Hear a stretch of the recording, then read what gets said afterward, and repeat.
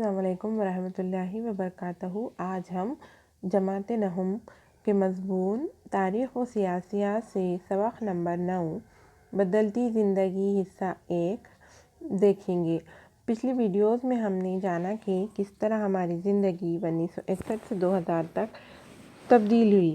2000 کے بعد سے ہماری زندگی نے ایک نیا موڑ لیا جس میں تبدیلیات بہت تیز رفتاری سے رونما ہونے لگی۔ ساتھ ہی ہم نے جانا کہ ڈاکٹر بابا صاحب امبیڈکر نے، جو کہ ہمارے ہندوستانی دستور کے معمار بھی کہے جاتے ہیں، انہوں نے کس قسم کی سہولیات دی۔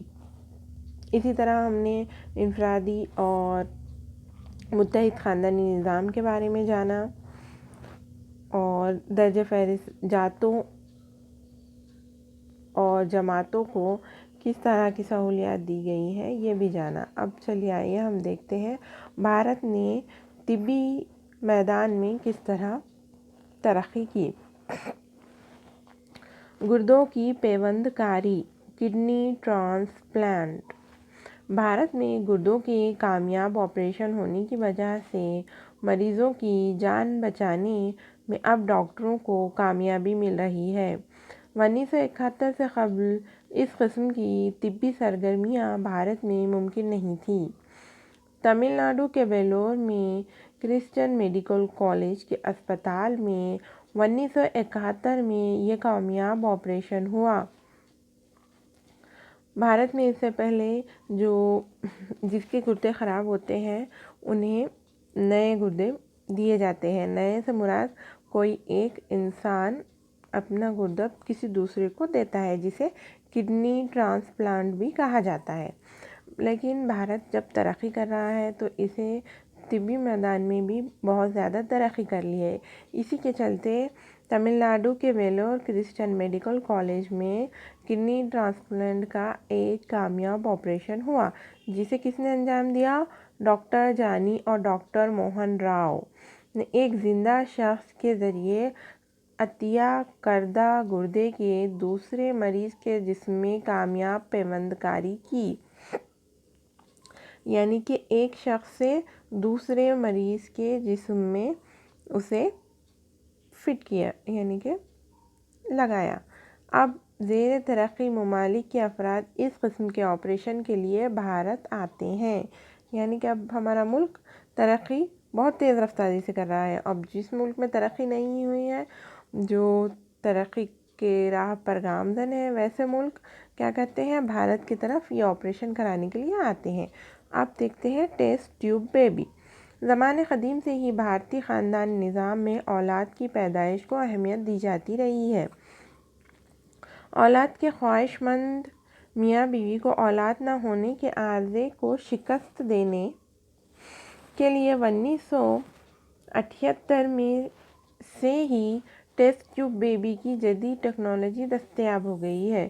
کولکتہ میں ڈاکٹر سبھاش مکھوپادھیائے کی زیر نگرانی ٹیسٹ ٹیوب بیبی کا کامیاب تجربہ کیا گیا۔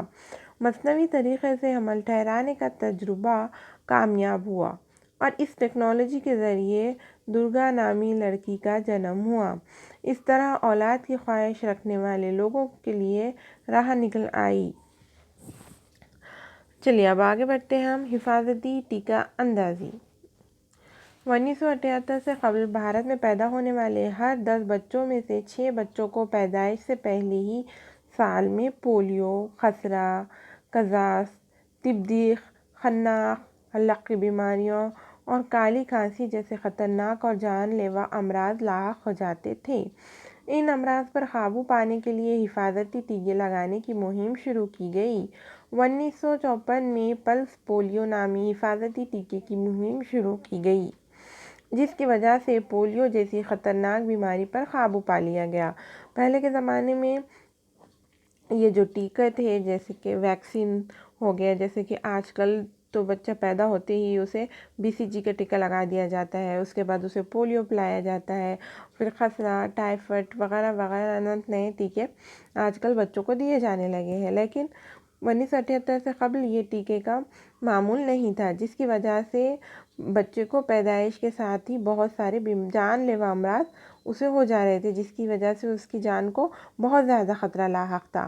اسی لیے یہ حفاظتی ٹیکے لگانے کی مہم چالو ہوئی، اور پولیو جو ایک خطرناک بیماری ہے، اس کے خلاف پلس پولیو نامی حفاظتی مہم چلائی جانے لگی، جس کے ضمن میں ہر ہندوستانی ہر 5 سال تک کے بچوں کو پولیو پلانا لازمی قرار دیا گیا۔